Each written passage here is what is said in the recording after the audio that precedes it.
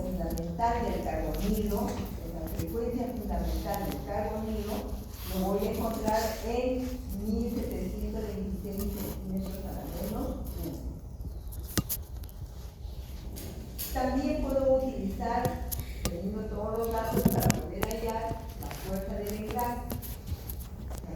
enlace, K, ¿no?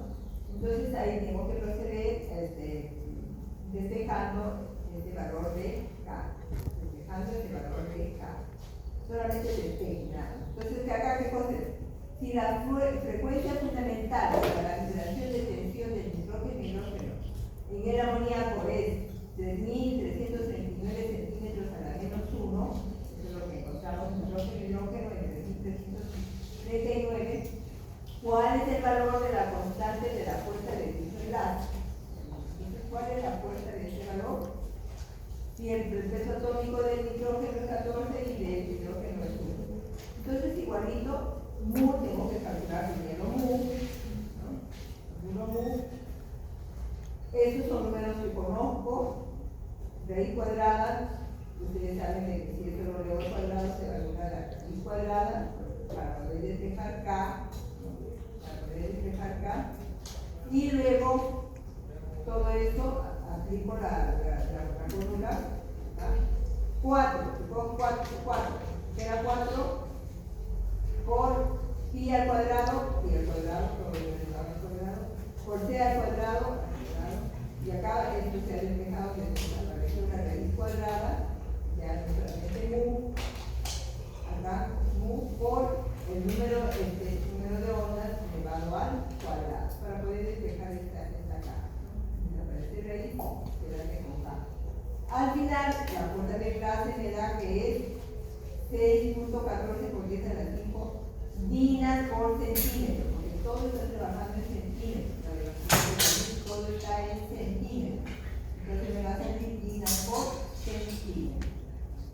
Entonces, para aplicar esa ley de Hooke, están acá las aplicaciones de la ley de Hooke, están en esos ejercicios que ustedes ya lo van a resolver. Eso es lo mismo que hemos hecho acá. Luego, acá, lo que vamos a entrar nosotros es un espectro infrarrojo. Para poder determinar ese espectro infrarrojo, para poder saber el espectro infrarrojo, debo de acordarme acá qué es lo que me señala en el espectro que voy a leer, ¿no? El número de ondas, la fuerza de enlace, son cosas importantes.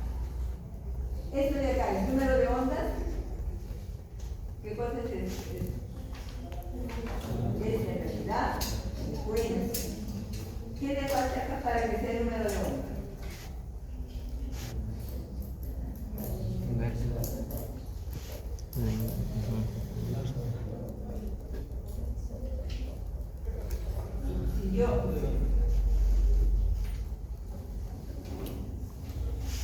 Si regresamos a la ley de Hooke, y este lado ahí, el número de, esto como número de ondas, esto como número de ondas, y al final me va a dar el resultado que es centímetros a la menos 1, número de ondas, está 2 pi, en vez de 2 pi c, es número de ondas.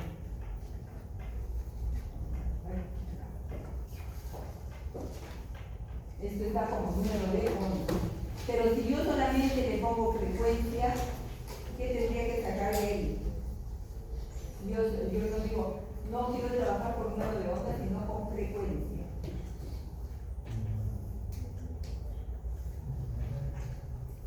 ¿Cómo lo transformo a frecuencia?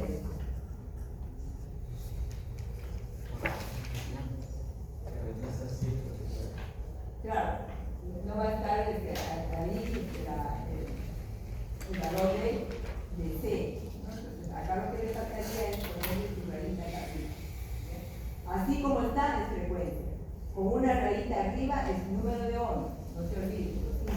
Ahí le falta su raíz acá arriba, lo que les preguntaba. Entonces, con esta fórmula podemos deducir cualitativamente la frecuencia de absorción hierro, cualitativamente, no viendo los efectos, sino cualitativamente.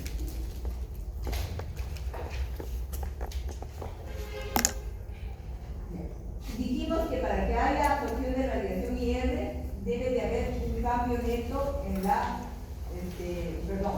una condición de resonancia, ¿no? Una condición de resonancia. ¿Cuál es la condición de resonancia? Que el delta del fotón sea igual la energía del fotón sea igual al delta de la energía que requiere la molécula. Esa es la condición de resonancia, número 1. Entonces acá me dice, por ejemplo, esto es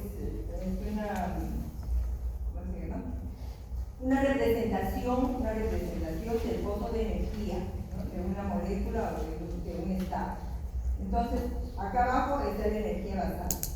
Y cada uno de esos niveles está significando de que de la energía basal va a subir a este delta de energía o a este otro delta de energía.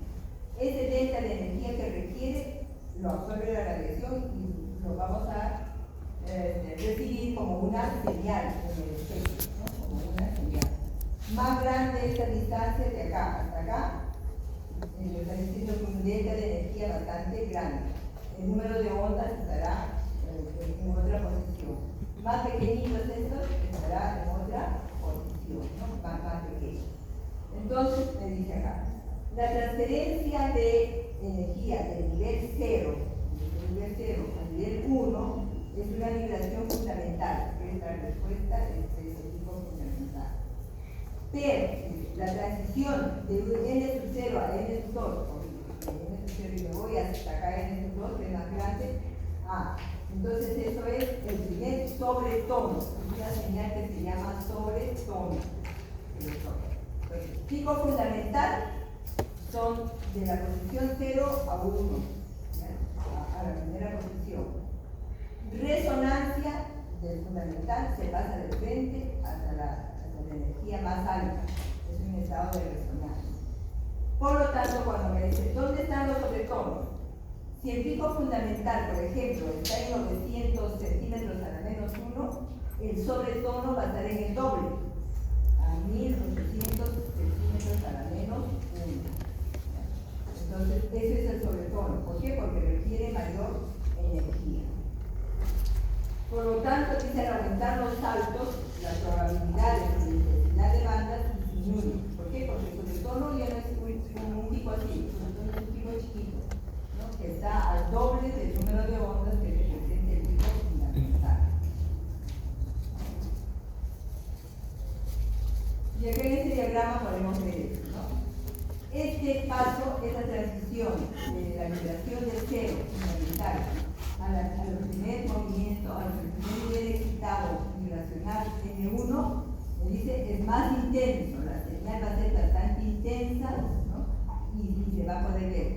Pero si yo quiero el fundamental de cero pasar a N2 o pasar a N3, va disminuyendo esa intensidad de la respuesta. Va a ser picos más pequeños.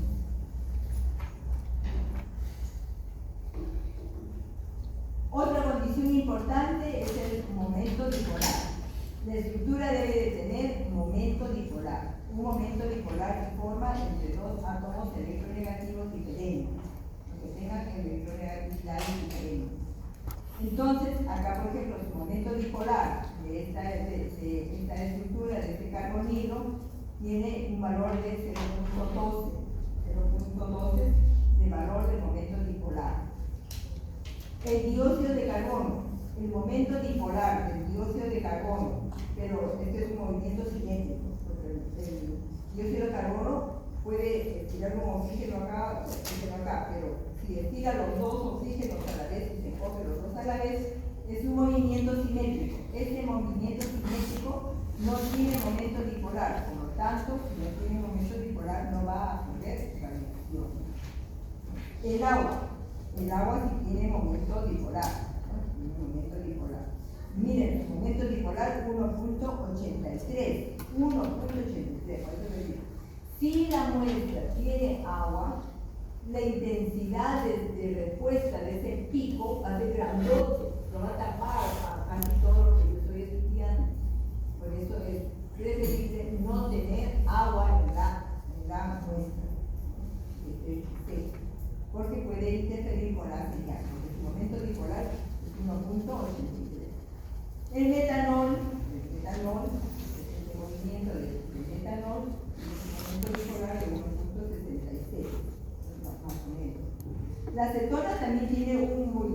bastante, un momento dipolar bastante alto en cuanto al carbonilo, ¿no? El carbonilo. Entonces, si yo tengo mi muestra de estudiar grupos carbonilo, la acetona no lo podría utilizar como solvente porque va a tapar a la señal del carbonilo de mi muestra. Entonces tendría que saber elegir también el solvente, porque mire su momento dipolar de 2.72. El ortodiclorobenceno, su momento dipolar 2,56. Tiene también una alta respuesta de IR. A mayor momento dipolar, la intensidad de la señal se hace bastante intenso. A mayor momento dipolar.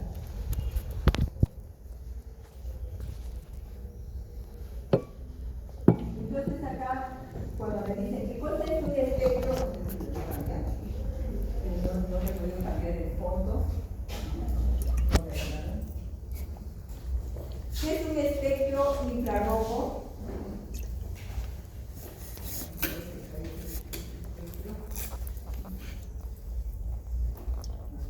Entonces, en el espectro infrarrojo vamos a registrar nosotros los números de ondas y el porcentaje de claridad. Entonces me dice, en la representación gráfica ordenada de la relación entre el número de ondas y la intensidad de la respuesta. Eso es el registro. ¿Y qué me va a indicar? ¿Qué me va a indicar ese registro? La presencia de grupos funcionales. Presencia de grupos funcionales. Ahora vamos a acá me pregunta para el señor ¿por qué el espectro es tan complejo? Es complejo porque si aplico yo la teoría, si aplico la teoría dice, si una molécula es no lineal, o sea, el agua no es lineal, yo puedo saber cuántos picos debo de encontrar para la señal del agua. Sí.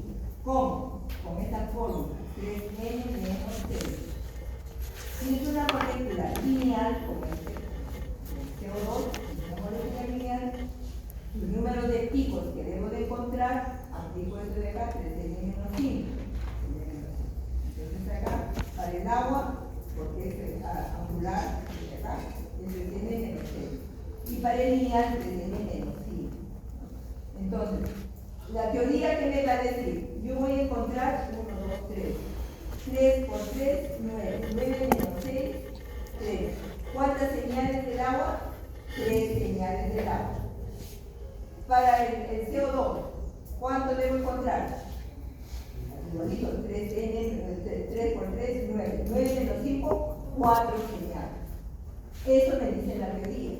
Pero cuando yo hago el espectro, no voy a encontrar esa cantidad de señales. ¿Por qué? ¿Por qué van a disminuir esas señales? No van a estar presentes el número de señales, la condición. Entonces acá me dice, 1, miren, este es el CO2. Sus movimientos estos de tensión asimétricos del CO2 sí va a tener una señal, a 1340. ¿Por qué? Porque sí va a tener cambio en su momento dipolar. Sí va a haber una señal. Esto es lo de acá, tensión asimétrica.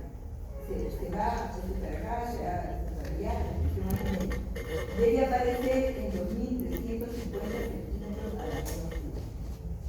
Esta otra señal que me dice deformación en el plano, para atrás y para adelante, la deformación en el plano, debe aparecer a 666 centímetros a la menos 5.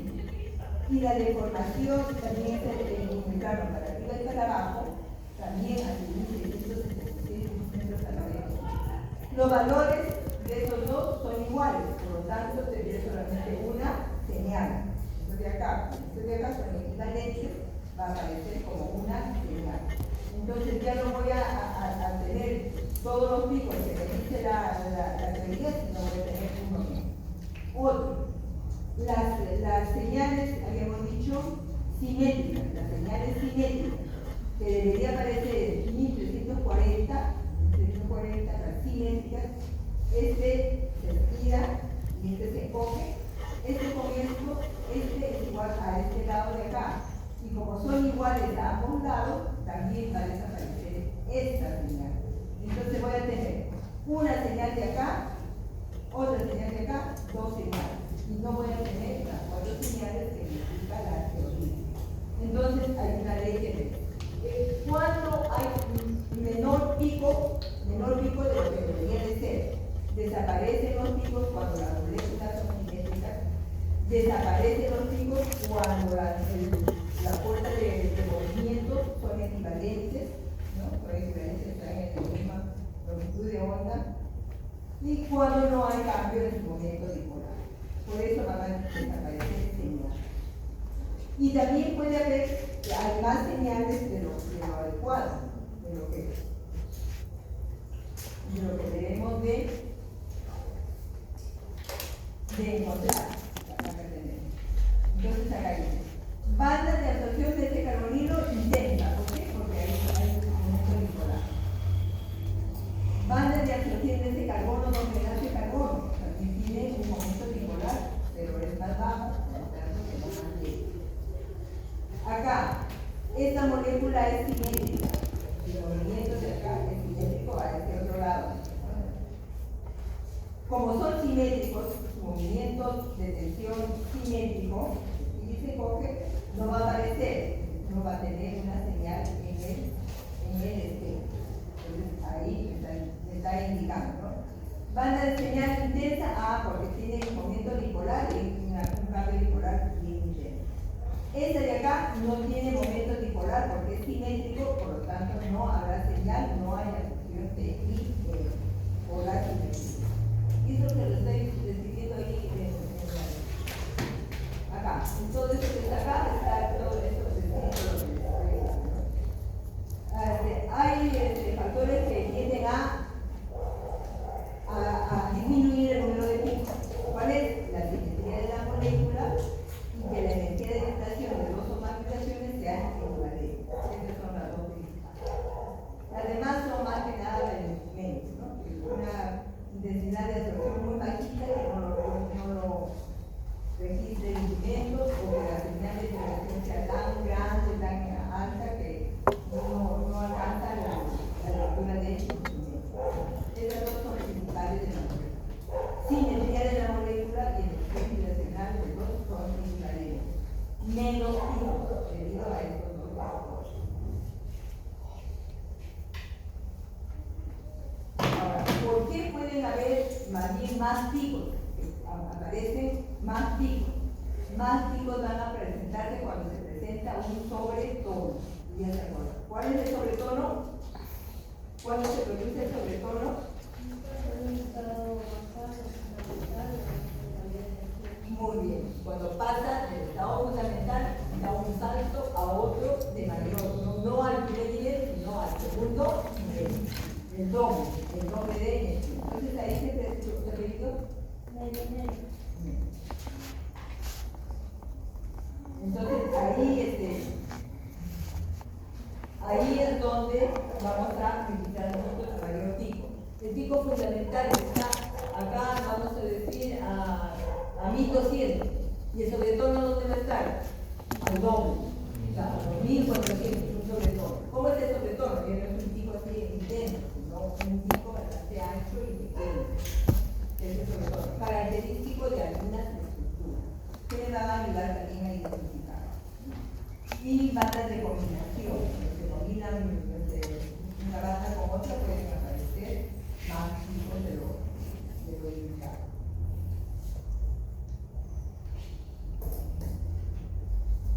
¿Para qué se aplica estas, el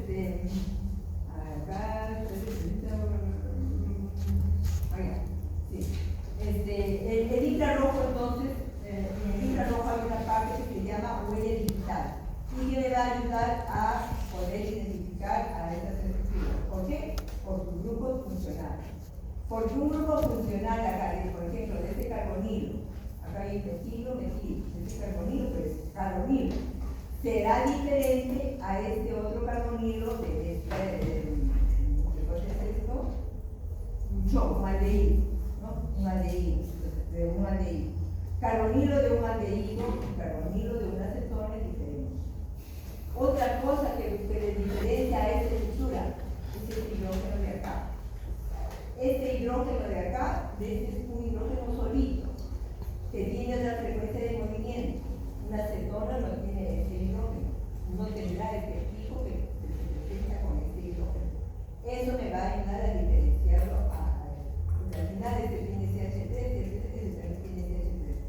Este tiene CH2, tendré que buscar su señal del CH2 para esta estructura.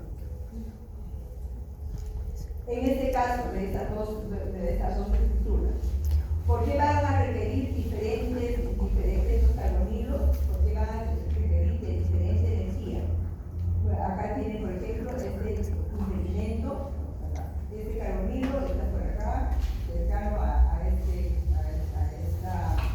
estructura, ¿no? Y esto está a un extremo. Entonces, cuando vengo para acá, este carbonilo está mucho más lejos que se deja separado.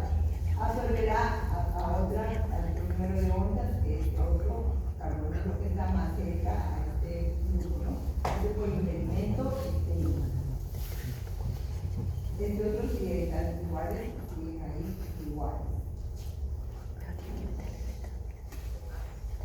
Entonces, en un espectro, vamos a dividirlo en dos partes. Un espectro lo vamos a dividir en dos partes. De 1500 hacia acá, hacia menor número de ondas, son los movimientos de flexión. Y de 1500 a 4000 son los movimientos de tensión. Eso ya les he dicho en la industria, ¿no? Ahora les estoy diciendo en el espectro. Movimientos de tensión. Ahora, en estos movimientos de tensión, esta zona de acá, ¿zona de quién era?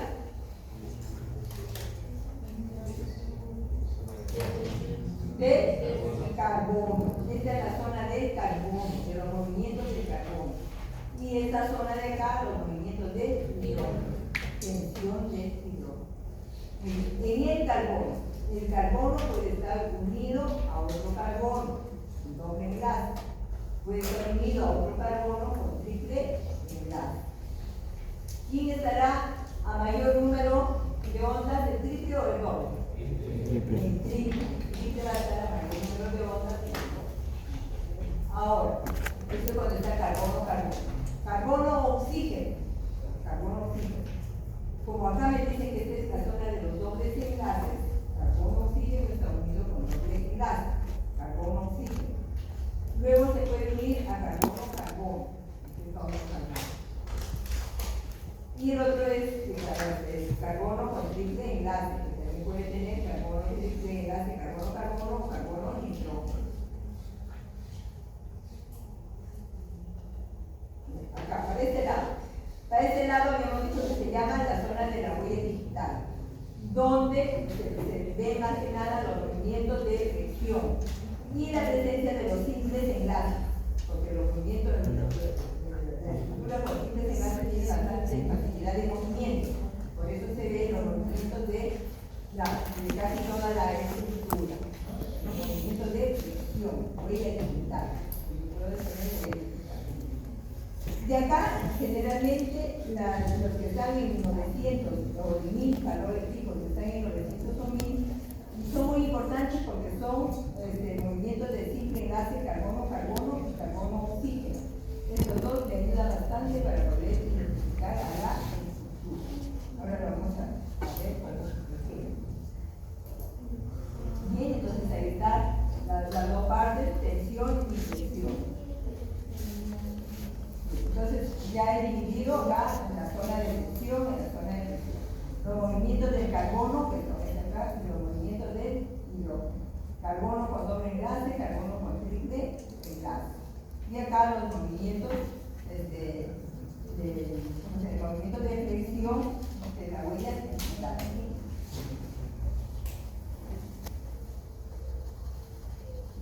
Por ejemplo, esta primera señal que vemos acá, es una señal que me corresponde a los movimientos de tensión y hidrógeno, del hidrógeno unido a un carbono. Muy bien. Pero el hidrógeno se puede unir a un carbono Sp, Sp2 o Sp3. En este caso está unido a un hidrógeno, carbono. ¿Qué carbono? ¿Qué carbono es este? Sp3. Sp3.